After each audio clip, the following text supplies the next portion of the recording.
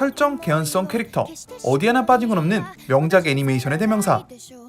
애니메이션의 완성도를 이야기할 때 가장 대표적인 작품, 거론에 하나 없는 하나같이 최고인 주제곡들, 6년 만에 다시 나온 가장 성공적이며 납득 가능한 리부트 작품. 오늘 소개할 작품은 강철의 연금술사 브라더우드입니다. 천재 연금술사 에드워드 엘릭과 동생 알폰스 엘릭은 죽은 어머니를 되살리기 위해 연금술사의 금기인 인체현성을 통해 어머니를 되살려내는 시도를 합니다. 그러나 그 시도는 실패로 돌아갔고 에드워드는 자신의 왼쪽 다리와 동생을 잃고 말죠. 하지만 그는 자신의 오른팔을 바쳐 동생의 영혼만은 갑옷에 정착시키는 데 성공합니다.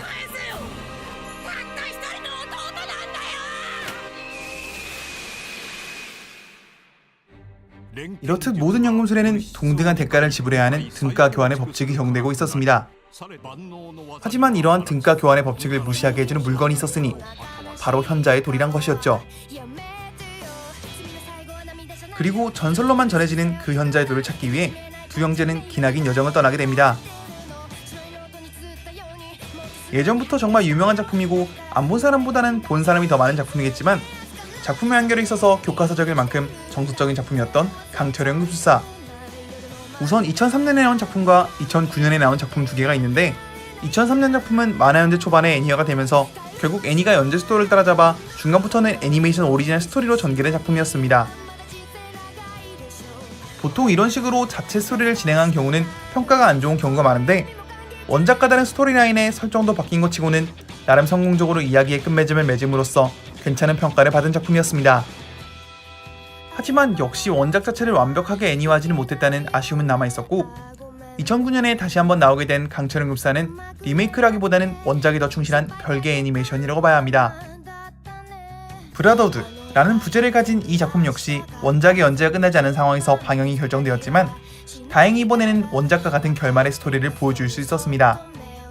지금 다시 보더라도 훌륭한 작화와 매력적인 본주 연출력은 2009년에 만들어졌다고는 믿기 어려운 수준이었죠. 이렇기 때문에 브라더우드를 보기 위해 첫 번째 작품을 꼭 봐야 할 필요는 없습니다. 말씀드렸다시피 별개의 작품이라고 봐도 무방하기 때문에 취향에 따라 감상하시면 되겠습니다.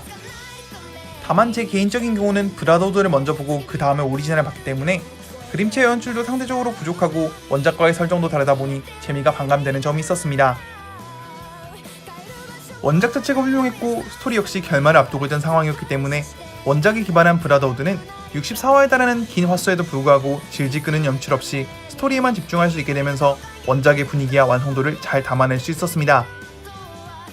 게다가 애니메이션만의 장점들을 잘 살린 본주는 연출과 OST라는 측면에서 그 명성을 드높이며 일본 애니메이션 역사에 한 획을 그은 작품을 탄생시켰습니다. 매력적인 주제가와 조화되는 오프닝 영상들은 원작에 대한 제작사의 애정을 보여주는 또 하나의 사례로 남게 되었죠. 음악 감독의 영향인지 브라더우드에서는 더불어 건담의 성우진들이 많이 투입되었습니다. 오리지널과 동일한 성우는 에드워드와 알폰스, 그리고 몇 명의 캐릭터 정도뿐이죠. 그리고 같은 원작을 가진 6년 만의 작품이라 그런지 브라더우드는 오리지널과 스토리라인이 겹치는 부분을 최대한 빠르게 넘어간다는 선택을 했습니다. 이러한 결정은 자칫 지루해질 수 있는 초반부 부분을 압축적으로 요약해 기존 팬층의 이탈을 막을 수 있었습니다.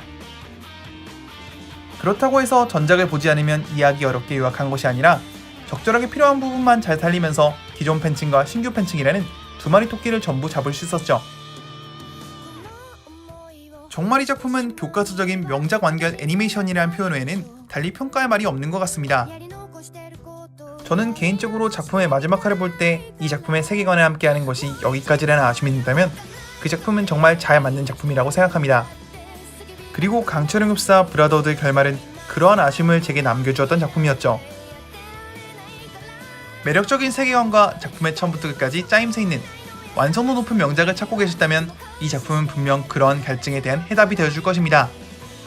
작품이 조금 길어 선뜻 시작하기에 부담감이 있을 수는 있지만 한번 보기 시작하면 금세 다 봐버릴 테니 너무 걱정하지 않으셔도 됩니다. 그렇게 안 보이지만 벌써 방영 10주년이 다 되어가는 강철의 연금술사 브라더우드. 다시 보더라도 정말 재미있는 작품이기 때문에 오랜만에 재탕이라도 해보시는 걸 추천드리며 오늘 리뷰는 여기까지입니다.